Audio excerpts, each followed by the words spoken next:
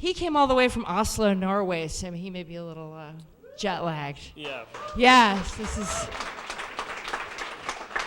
Let's try it. This is Joachim Paasche. Yeah. From Oslo. You sound like a native Norwegian now. I've been trying. Yeah.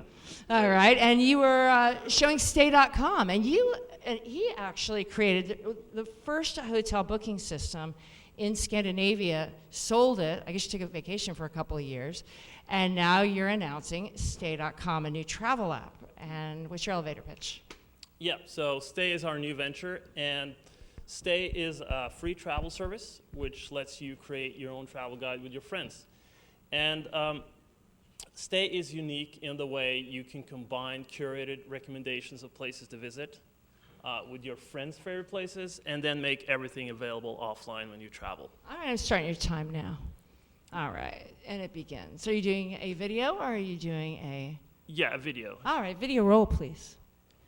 Yeah, so this is a travel app. I don't know if you missed this, but travel writers curate stuff and put it in here. Yeah, so let's say you want to go to New York. Simply click the places you want to visit, and they will instantly appear in your guide. I want to go there to gloat that they used to have the giants, and we have them now. Yeah. And basically, you can search and add anything to your personal travel guide, not just the places that we recommend. And the guides are social, so you can invite your friends, and they can simply suggest places straight into your guide for you. Now let's jump over to mobile. So the real exciting thing about the mobile is that you can continue to discover nearby places and keep building your guide even though you don't have an internet connection. That's cool, because if you're international, you want to turn off roaming and all that, and so you can still get like vector-based maps, I'm guessing? Absolutely. Yeah, so you're downloading a complete offline vector-based maps with thousands of recommended places. And yeah, we like to say you get the entire city in your pocket. So like the guides you created with your friends, featured, curated guide by travel writers offline when you travel. All the places your friends suggested for you, also available offline. If you log in with Facebook, we also extract all your friends' Facebook check-ins to the destination you're traveling to. You can also search offline because all the places are downloaded to your phone. This is a very extensive offline search, which Do also... you stalk people with this thing? Just, I mean... Would people be able to stalk people? I guess is the way I would say it.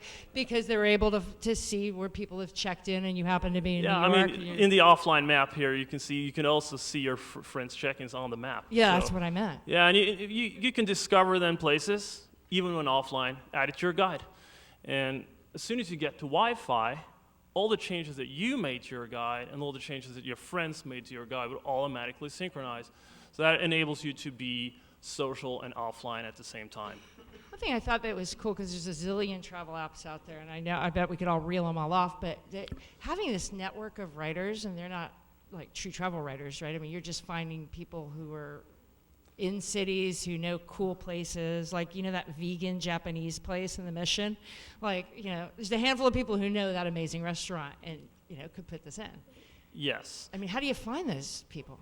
Yeah, I mean, we started working with Time Out, which helped us produce... Time Out? Yeah, to produce the first batch of curated content for us. And basically, they were working with a lot of freelancers around, so we started connecting with them directly ourselves. And over the last 2 years, we developed a network of more than 40 travel writers writing for us. So in big cities? Yes. Around? Yeah, 130 different cities. Yeah. Oh, and are you recruiting more? Yeah, we're constantly adding more content. And do you pay writers a decent fee? Yes. Just curious, because, you know, CNET doesn't pay for it. No, I'm kidding.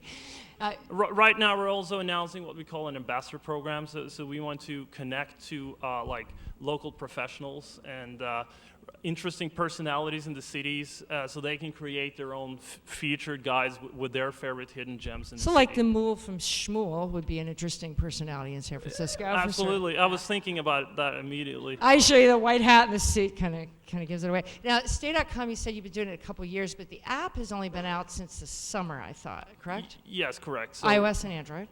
Yes, we launched in July this year. Yeah. Right. So vector-based mapping, you can download it. This makes it different than the other apps. Are there any questions out here? Right there. 1, 2. I guess one of the main needs that I would have for an offline map is areas that don't usually have good cell phone coverage.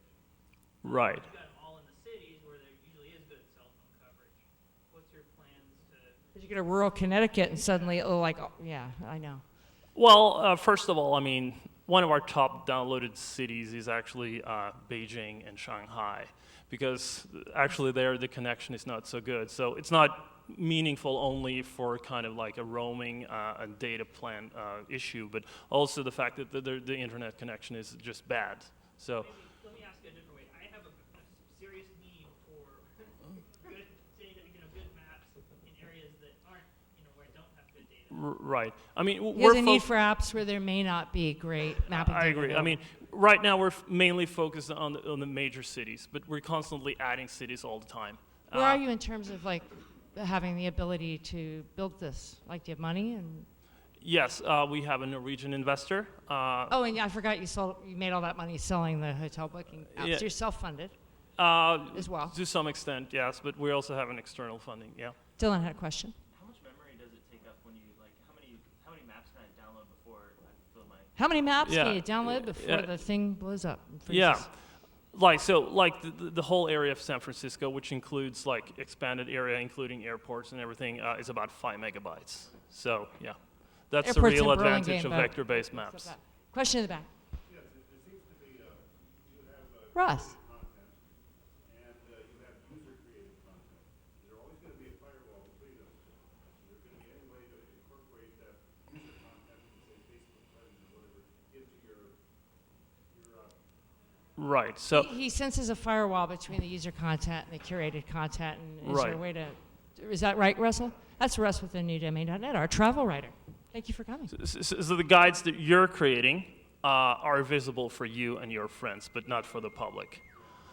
We kind of like to, we in our system we're flagging people that we see create really cool guides with a lot of unique places, and we try to contact them and kind of ask them whether they want to be public profiles and stay, so that everybody can browse what they're doing and cherry pick from their guides. But normally, the guides that end users create are visible for you and your friends. All right, you can follow up with them and do a story for us at newdomain.net, Russ. That's an assignment now. Hey, we just went over 30 seconds, so I'm going to credit the next 3 folks 10 seconds apiece for that. He came all the way from Oslo, though. I think he deserves it. Thank you. Thank you. And this was cool. iOS and Android, stay.com.